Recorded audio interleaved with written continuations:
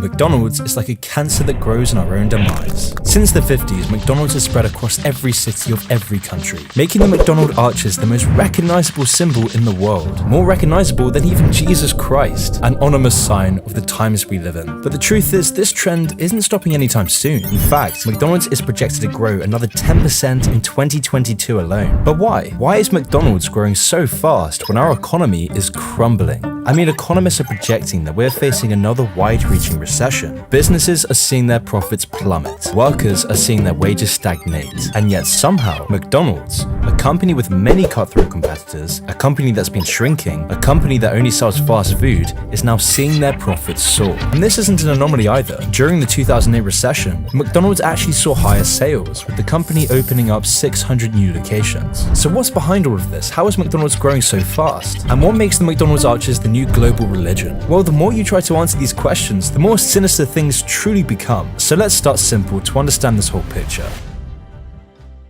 McDonald's doesn't just make a fortune from selling burgers alone. McDonald's makes its money from real estate. $53 billion. This is the value of all McDonald's real estate, making it one of the largest commercial real estate owners in the world. And this allows the company to expand into every town and city through franchising. It's why more than 85% of its restaurants are owned by someone who pays a fee to license the McDonald's name and brand. The deal being that McDonald's knows the precise ingredients and locations that make money, building up its property where most people go to work and school, usually setting up shops at intersections between two high traffic roads with traffic lights and parking. McDonald's then leases their location through a franchise agreement where all the details behind McDonald's cooking, the ingredients used, the menu, the opening hours, and pricing is firmly controlled. The tenant wanting to operate the restaurant pays an upfront investment and then a 4% fee on gross sales and a 10.7% of sales towards rent costs. So then why are people agreeing to such tight requirements? Because they know it's a safe investment. Because they understand something. They understand that they will be making bank from workers in their commute and hungry, easily influenced children. But then, why does any of this actually matter? Well, the thing is, this business model is only good for so long, because as the times change and we learn about just how damaging fast food and sugar is, we move on. When people learn more, when people are happy and healthy, McDonald's crumbles. And when less tenants want to buy McDonald's property and less people want to buy McDonald's burgers,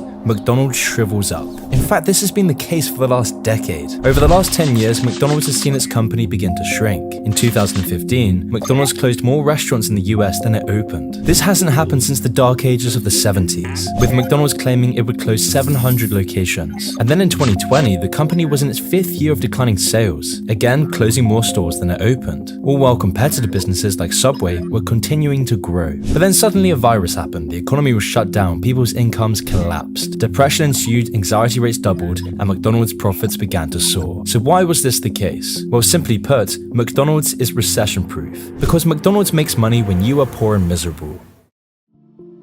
As I mentioned earlier, McDonald's makes far more money through real estate than it does through burgers. A basic advantage of this is that not only does McDonald's make bank through fees and rent costs, but McDonald's also hardly pays any tax. Because by being a real estate company, it means recessions drive real estate depreciation. This then becomes a tax deduction for McDonald's. McDonald's then also uses royalties from its franchising process to avoid paying $1 billion in tax than it otherwise should have done. But then during such a recession, McDonald's will swoop in and buy up depreciated property. But the best part of all is that recessions make for miserable, desperate customers. With standard of living sinking, inflation skyrocketing, wages stagnating, prices rising, atomization, depression, misery burgeoning, this then prompts a desperate influx of customers to McDonald's as a last resort. A last resort for the silent forgotten majority who realize their economic future has been sold down the river, having to move into pods that are plagued with water streak stains and infested with moss. All to compete with the rest of the drones as a service industry minimum wage slave, squabbling to work for McDonald's, squabbling to eat at McDonald's in dystopian metropolises just to fill 5 minutes of cheap happiness.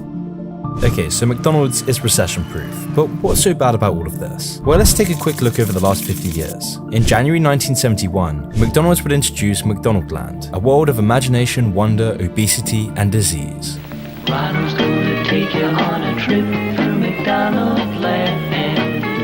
There's thick shake volcanoes, you'll even find a French fry patch. The advert was a hit, manipulating the hearts and minds of children to munch on McDonald's. And soon enough, Ronald McDonald became a household name. He was relentlessly stuffed down children's throats through cartoons, video games, TV, and films. And all of this marketing to children worked wonders for McDonald's. So they would start to take this marketing to a new level with the creation of the Happy Meal, a genius meal box with cheap toys to lure children into getting addicted to the McDonald's menu for life. Children would squabble cheek by cheek to get the best toy. Marketing to children attracted to mass-produced muck who were too young to eat with their mouths and instead eat with their eyes. And this marketing in particular worked extremely well, doubling and even tripling McDonald's average weekly sales. But most importantly, this addicted a generation of children to McDonald's, clogging the arteries and colons of millions with their addictive recipes. Recipes loaded with sugar and saturated fats. Recipes that led to disease, despair, and depression. In the words of Theodore Dalrymple, I deplore McDonald's disgusting products and despise the childish and garish decor of their canteens.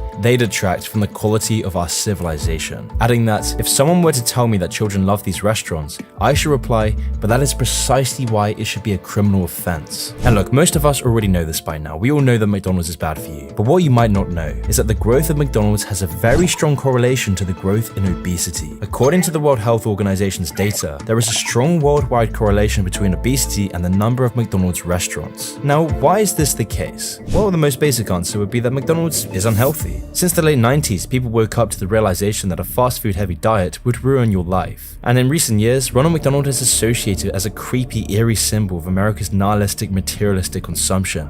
And that's why, in response to this, McDonald's began to reshape their image, refurbishing their restaurants and promoting McDonald's salads to appear somewhat healthy. But the public mostly saw through this, and in the last decade, McDonald's went on to close hundreds of locations, a big setback for the McDonald's real estate empire. Until now, where as we sink into recession, McDonald's begins to shine.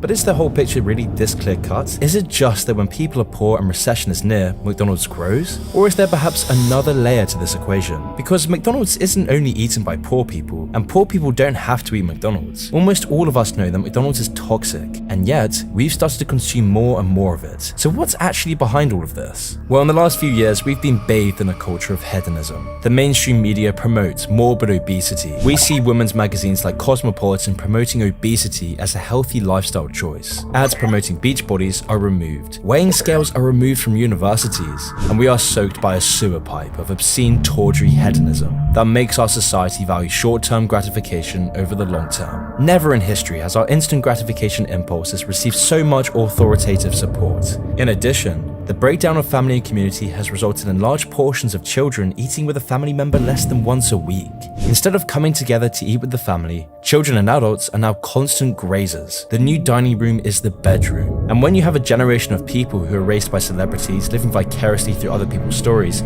manipulation becomes easy. Which is why since 2020, McDonald's has been aligning itself with celebrities, partnering up with people like BTS and Travis Scott, plastering celebrity faces onto its junk. This hasn't happened in over 30 years, but now McDonald's is radically changing its marketing, which has allowed McDonald's to surpass its pre-pandemic sales, and then compounded by deep economic recession, stagnating wages, and rapid inflation. And it all starts to make sense why McDonald's is recession-proof. Because McDonald's isn't just recession-proof because of its real estate business model. McDonald's isn't just making bank from franchising its estate. McDonald's true money comes when a population is wading in a swamp of anguish and despair, imposed by a culture that has ruined their economic prosperity, ruined their long-term gratification, destroyed their communities, and broken their families. A culture that never seeks to uplift, to enrich your life with meaning and purpose. A culture that instead seeks to fatten you up and drag you down, where you're buried under an avalanche of poisoned junk that provides you only with a quick dopamine hit and long-lasting addiction, where your role models are used to manipulate your primal senses into feasting on junk food, where your economy and culture has been desecrated under a crony capitalist system that eviscerates your health and well-being. That's when you see McDonald's grow. So over the next year, as we're plunged into a deep recession, look out for McDonald's. Look out to see the rushing crowds squabbling for McDonald's, because only then will McDonald's recession-proof business model begin to make sense. Only then can you understand why the McDonald's arches are more recognizable than Jesus Christ.